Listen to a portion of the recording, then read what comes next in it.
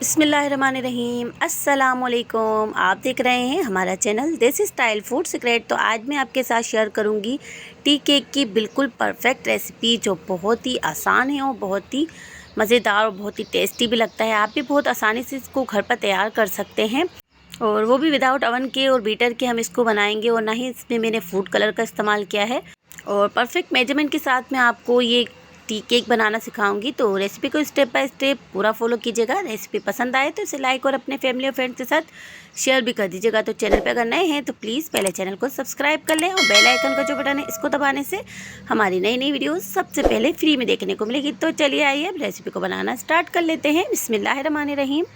तो tea cake बनाने के लिए इस तरह से मिक्सर जग ले लिया है मैंने, और इसमें मैंने 3 अंडे लिए थे, और 3 अंडे की मैंने सफ़ेदी को अलहदा कर लिया है और जर्दी को अलहदा। तो सबसे पहले मैं इसके अंदर अंडे की सफ़ेदी को डालूंगी। तो मैंने 3 अंडे लिए हैं, 3 अंडों का मैं बना रही हूँ, और उसमें मैंने 1 से 2 बूंद, आपके पास लेमन एसेंस हो या बनाना एसेंस हो तो आप वो भी इसमें डाल सकते हैं। उससे बहुत ही ज़्यादा ज़बरदस्त सा फ्लेवर आता है। और इसको मैंने 5 मिनट तक इस तरह से घुमा लिया है, ताकि हमारे अंडे अच्छे से फ्लफ़ी हो जाएं। तो ये देखें, अंडों का कलर हमारे इस तरह से ये देखें वाइट हो चुका है, बहुत अच्छे से फ्लफ़ी हो चुके हैं।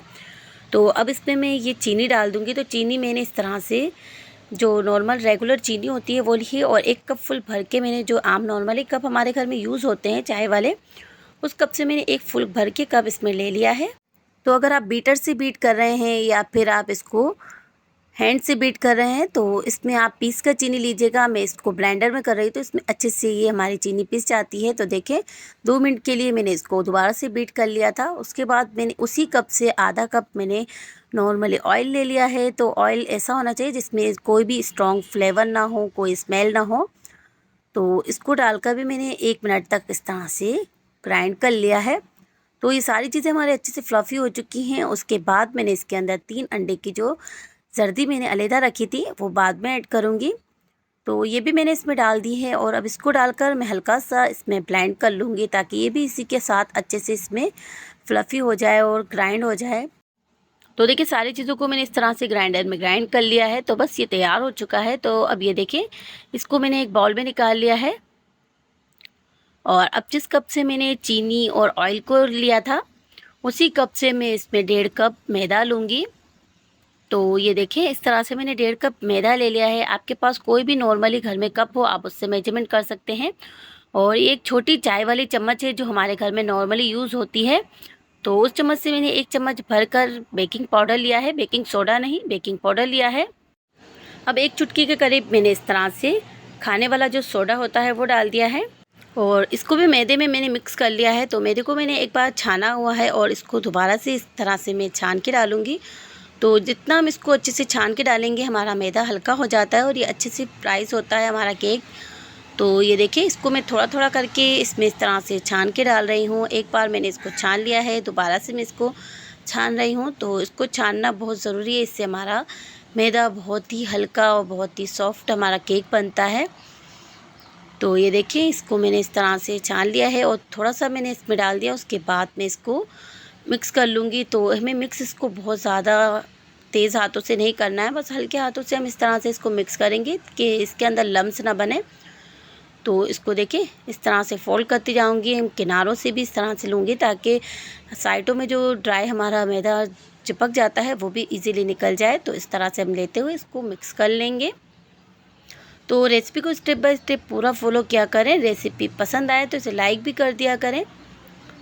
तो ये देखिए, इस तरह से मैंने इसको अच्छे से मिक्स कर लिया है। अब थोड़ा सा जो और बचा था मैं इसको भी इस तरह से इसमें डालूँगी। तो थोड़ा थोड़ा करके मैंने इसमें डाला है, ताकि हमारा बहुत इजीली इसके अंदर मिक्स हो जाए। तो देखिए, मैंने मैदे को अच्छे से इसमें छान के डाल दिया है।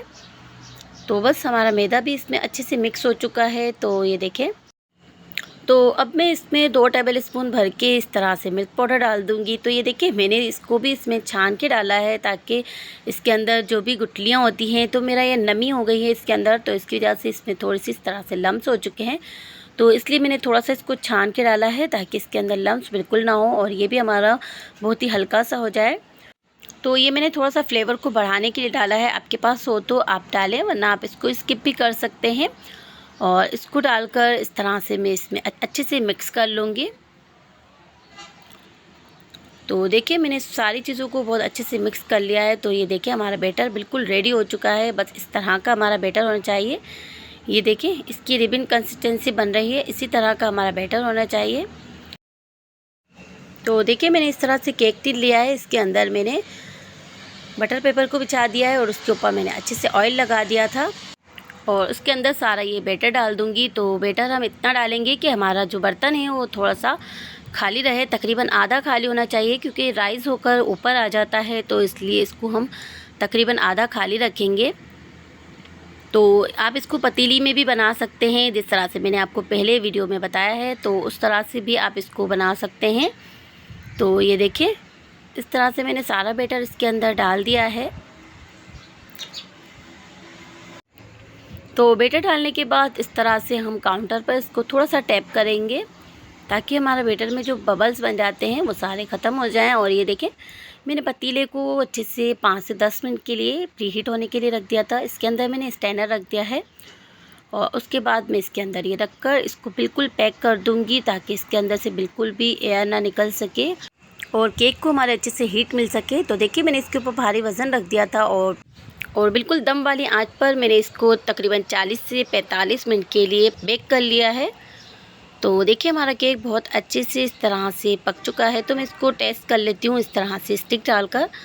तो देखिए हमारे स्टिक में बिल्कुल भी कोई बैटर नहीं आया, ना ही चिपका है। तो बहुत ही परफेक्ट हमारा केक अच्छे से बेक हो चुका है। तो अब इसको मैंने 2 मिनट के लिए इसी के अंदर रहने दिया था, ताकि ये थोड़ा सा रूम टेम्परेचर पर आ जाए। तो उसके बाद मैंने इसको निकाल लिया है और इसको ढककर मैं तकरीबन रख दूँगी 5 मिनट के लिए, ताकि अच्छे से सॉफ्ट हो जाए और थोड़ा रूम टेम्परेचर पर आ जाए। तो ये देखिए मेरा थोड़ा सा अनबैलेंस हो गया था पतीले के अंदर, तो ये हमारा थोड़ा सा बाहर आ चुका था बैटर, तो इसीलिए थोड़ा सा एक साइड से हमारा मोटा हो गया है। तो केक को हमेशा आप बैलेंस में कर रखें। तो ये देखिए हमारा केक बहुत ही ज़बरदस्त सा इस तरह से तैयार हो चुका है। तो देखिए इसके ऊपर से मैं ये बटर पेपर निकालूंगी। तो बहुत ही सॉफ्ट केक बना है हमारा, बहुत ही अच्छे से राइस भी हुआ है और इसके अंदर मैंने कोई फूड कलर भी नहीं ऐड किया है। तो इसका कलर देखिए कितना ज़बरदस्त आया है। तो इसका ये ओरिजिनल कलर है, ना ही मैंने इसमें कोई फूड कलर ऐड किया है। तो देखिए विदाउट इलेक्ट्रिक बीटर के भी आप इसको बना सकते हैं बहुत ही आसानी से। आपको ज़्यादा परेशान होने की ज़रूरत नहीं है।